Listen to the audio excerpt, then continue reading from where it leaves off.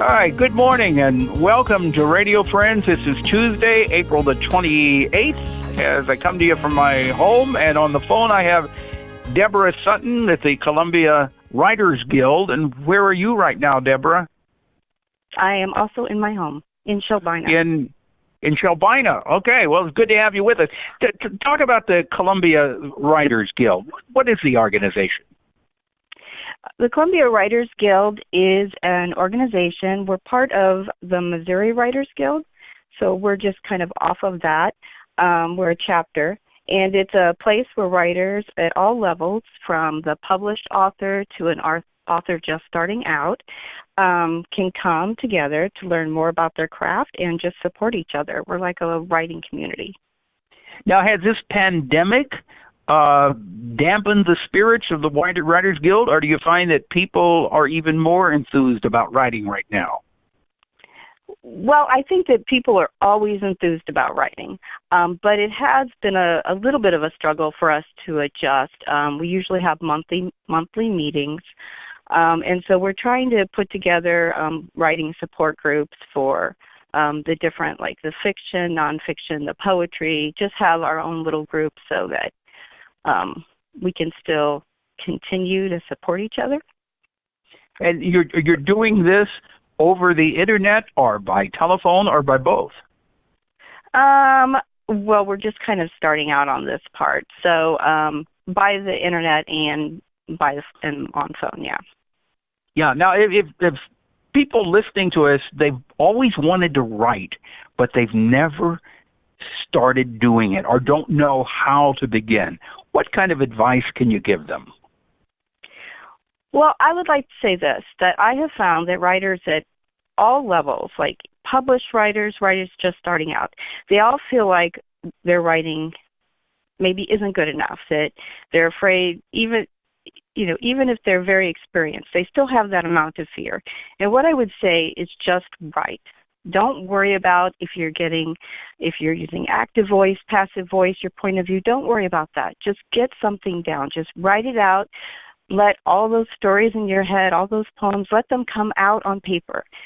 That's the place to start. And after you do that, then you can worry about, have I got this right or have I got that right? So just write. And then also, of course, find a place where you feel supported. And that's something that we can do at the Columbia Writers Guild. Yeah. And, I've in the back of my mind for the past 20 years, I've thought about writing a book, but I've never sat down and really started it. The hardest part is just saying, okay, I'm going to start and do it, right?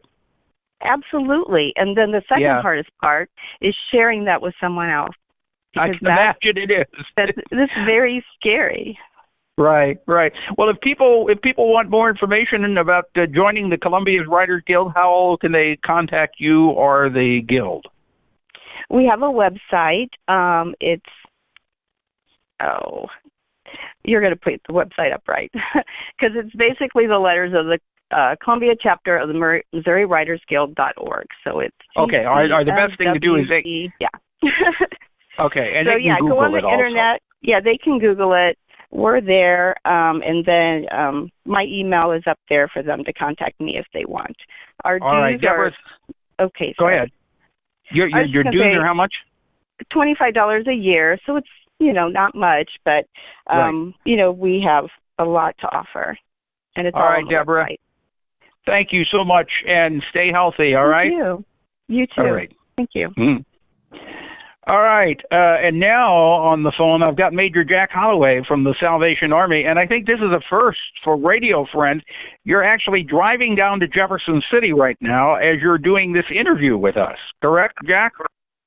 Yes, I am.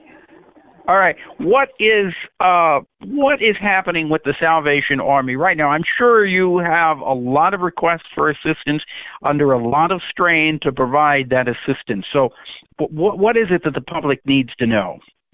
Well, right now, a lot of things have changed. We're still doing social services. We are still doing our food pantry and other assistance, but it's really had to be modified a lot.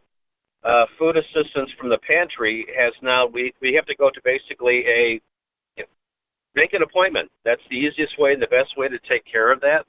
But the pantry's still operating. The shelters themselves are operating. But again, they're modified as well to maintain safe distances and maintain cleanliness and a lot of those types of things. It's a bit daunting, a bit challenging, but with the staff that we have, they're really incredible people. And we're all making adjustments to be able to keep serving and doing what we're supposed to be doing. Now, with the shelters, because of the social distancing, does it mean that you're not able to take in as many people as you had in normal times? Well, we've had to, again, make some modifications of it. In Columbia, as an example, we modified the bed space to get the 6 feet space. That reduced it a little bit with the men in particular. We have had to be a little more careful and cautious. We're taking, and I say this in a very guarded fashion. We are taking people in, but we have to be very, very careful and isolate them in some respect to make sure there aren't any problems. But we are getting requests for that. And right now, we aren't seeing a lot of people leave or coming in because people are hunkered down and just staying where they're at. Right. If our listeners would like to be of assistance to the Salvation Army, what is the best way that they can help? Oh, number one, pray. Number two, financial assistance is always helpful because we know now that with things that are changing, and I was just sharing with my wife a little while ago, one of the things that I was just thinking about is that we're going to be starting to see people who may not necessarily have asked for help before. So, again, financial assistance is always great simply because we're able to do what is most necessary. But we are, taking donations of food, but we're not taking any donations for the stores at all right now because they're all closed. We have 2 stores in Columbia and 1 in Jefferson City, and we're not taking any donations of any product at all right now. So the best thing to do, the best thing to do is make a donation of money. Correct. That just gives us the latitude and freedom to do what really is most appropriate as far as assisting and helping. Jack, I thank you for taking time to visit with us today. Stay safe as you're driving down to Jefferson City, and we'll get you back on the air again soon so you can bring us up to date on more assistance needed, okay? Thank you so much. I appreciate it. You're welcome, Jack. And we're out of time for today, but if there's something you'd like to hear or see, I'd love to hear from you. Drop me an email, pepperpmissouri.edu. Bye-bye.